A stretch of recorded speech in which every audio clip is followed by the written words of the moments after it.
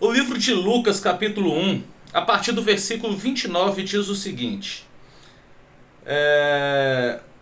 a partir do versículo 28. E entrando o anjo aonde ela estava, disse: Alegra-te, muito favorecida, o Senhor é contigo. Ela, porém, ao ouvir esta palavra, perturbou-se muito e pôs-se a pensar no que significaria esta saudação. Mas o anjo lhe disse: Maria, não temas, porque achaste graça diante de Deus. Eis que conceberás e dará à luz um filho, a quem chamarás pelo nome de Jesus. Ele será grande e será chamado Filho do Altíssimo Deus. O Senhor lhe dará o trono de Davi, seu pai. Ele reinará para sempre sobre a casa de Jacó, e o seu reinado não terá fim. Então disse Maria ao anjo: Como será isso? Pois não tenho relação com homem algum. Respondeu-lhe o anjo: Descerá sobre ti o Espírito Santo, e o poder do Altíssimo te envolverá com a sua sombra. Por isso também o ente santo que há de nascer será chamado Filho de Deus. Amém? Glória a Deus por essa palavra, em nome de Jesus. Essa palavra relata aqui sobre o anjo ali naquele momento com Maria, quando o Espírito Santo desceu sobre ela e a sombra do Senhor, a sombra do Espírito envolveu Maria e ela concebeu ali, né? Ela foi ali agraciada pelo Senhor e nela foi colocado pelo Espírito, foi ministrado pelo Espírito, o Filho do Deus Altíssimo. Então, Maria é uma mulher que nos ensina muito. A minha filha se chama Maria e eu medito muito em Maria para aprender sobre respeito, sobre temor a Deus. Ela nos ensina muito. Ela nesse momento ali, aparecendo grávida, ela diz: eu não tenho relação com homem nenhum. E ela era noiva de José. Naquele tempo, alguns estudiosos dizem que ela talvez ainda não teria 15 anos. Isso não podemos confirmar, são estudos, né? E ela poderia ser ali abandonada pelo esposo, abandonada pela família e poderia ser apedrejada até a morte por adultério. Era assim que a lei naquela época regia.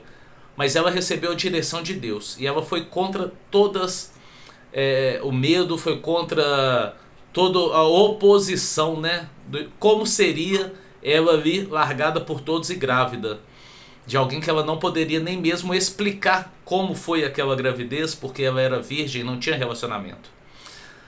Mas a palavra nos ensina que o poder de Deus desceu sobre ela, porque ela se humilhava diante de Deus, ela tinha temor, ela era obediente ao Senhor. E o Senhor usa aquele que é obediente a Ele, aquele que se prostra diante dele. A santidade não está em Maria. Maria tinha o respeito, tinha o temor.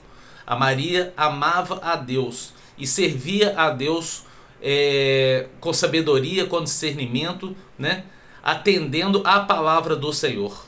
Foi isso que santificou a presença de Maria.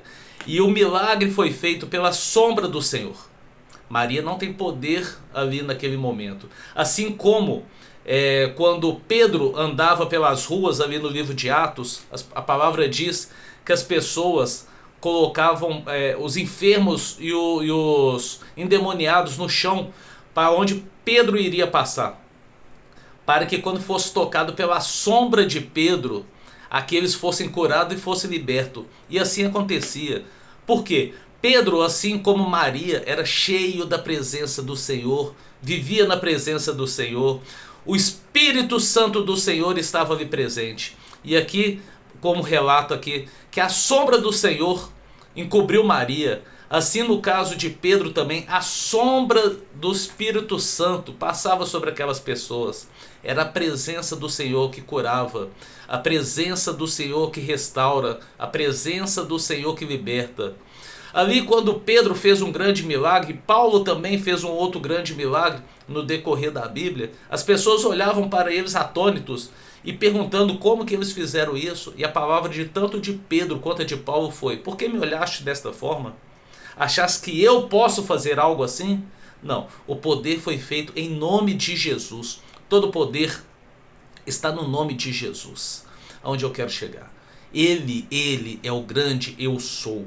O eu sou, ele tem todo o poder, ele pode todas as coisas. Eu sou o pão do céu que alimenta ao homem. Eu sou a fonte de água viva. Eu sou fonte de cura. Ele é o grande eu sou. Várias vezes na Bíblia ele se apresenta como o grande eu sou.